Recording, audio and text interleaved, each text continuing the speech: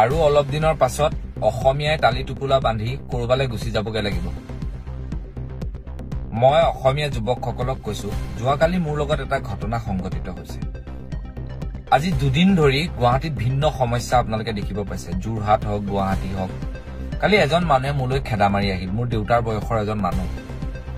মোৰ ভুলটো ক'ত মই কৈ আছো, আৰু আৰক্ষী এজন লোকে মোক কি কলে মই গোটেই কথাখিনি কৈছো, শুনক। আচৰিত লাগে, আজিকালি জীয়াই থাকিবৰ কাৰণে সমাজত বৰ কষ্ট হৈছে। মই ভাবিছো যে লাভ চাগে একো নহব। এগৰাকী এখন মাছৰ বজাৰ আছে গণেশগুৰিত, এই সাই বাবা মন্দিৰৰ ওচৰতে, নতুনকে যিটো সাই বাবা মন্দিৰ হৈছে তাৰ সন্মুখত এখন মাছৰ বজাৰ আছে। সেই মাছৰ বজাৰখনত আমাৰ ঘৰৰ ওচৰৰ এজন মানুহে মোক ফোন কৰিলে যে ভাইটি কালি মোৰ দেৰি হল, তুমি অকণ মাছ লৈ আহিবা। সাধাৰণতে তাৰ পৰাই মাছ চাছ অনা হয়। তাৰপিছতে মই তেওঁৰ কাৰণে মাছটো লৈ পেলাই এনেকে মাছটো লৈ আছিলো। লৈ থাকোতে ছোৱালী এজনীক মানে এজন মোৰ দেউতাৰ বয়সৰ মানুহ এজনে খুব বেয়াকে মানে বেয়া শব্দ, অশ্লীল শব্দ ব্যৱহাৰ কৰি গালি পাৰি আছে।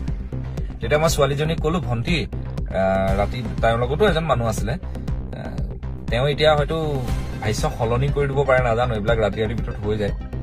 যে মই কলো, ভন্টি তুমি এটা কাম কৰা, তুমি গুচি যোৱা, যিটো মচত খাই আছে ৰাতি, আজি আৰু পৰিৱেশ ফাকুৱা গম পাইছে, চাৰিওফালে মদ মদ মদ এনেকুৱা হৈ আছে। এনেকে মই ধেমালিকে তাকো কলো, এই ভাই যা না ভাই, কিয় লাগি আছে, এনেকে কৈছো, ধুনীয়াকে কৈছো। আৰু সিহঁতে মোক চিনিও পায়, গোটেইকেইটা বেপাৰীয়ে। এনেকে কওঁতে ছোৱালীজনীয়ে অলপ দেৰি পিছত আকৌ আহিলে। মই কৈছো, প্লিজ ভন্টি মোক ৰিকুৱেষ্টটো মানা।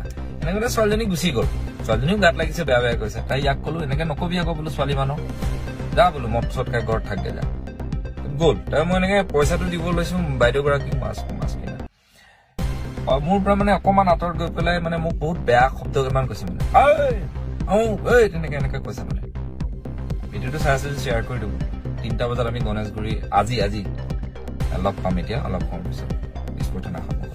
তাৰপিছত বুলি কলে, মই বোলো কি হল তোৰ বুলি, কেলে বকি আছো বোলো, যাগে যা বোলো, ঘৰত যাগে যা, এনেকে কলো। সেনেকে কৈছো আৰু সেইটোৱেই মোৰ টিউন। সি অলপ দেৰি পিছত দৌৰি আহি ইমান এডাল মানে সিহঁতে য'ত যিখন তাৰ মাছৰ দোকান মানে দেই, এতিয়া তাত মাছৰ দোকান নাই বুলি কৈছে দোকানীখিনিয়ে, মানে বচাই দিব বিচাৰিছে, পুতেক নে কি হয় মানুহজনী। তাৰপৰা মাৰিডাল লৈ মানে মোক মাৰ, মোক মাৰ। মই তাক এটা কথাই কৈছো যে তই মোৰ দেউতাৰ বয়সৰ মানুহ, সেইকাৰণে মই তোৰ ওপৰত হাত তোলা নাই বুলি কলে ৰৈ আছো। তাৰপিছত সি সিফালে গৈ পেলাই আকৌ এডাল আনিব লৈছে। তাৰপিছত কেইটামানে একদম তাক দেখিলে আৰু ওচৰৰ মানুহ, ঐ তই বুকুন তাক এনেকে কৈছে বুলি তাক ঠেলিয়াই গোটেই নিলে। তাৰপিছত যেতিয়া মই পুলিচক ফোন কৰিলো, সি লাহেকে দৌৰি পলাল পুলিচক ফোন কৰাৰ পিছত। তাৰ মই OC ছাৰক প্ৰথম ফোন কৰিলো, ভাস্কৰ মল্ল ছাৰক।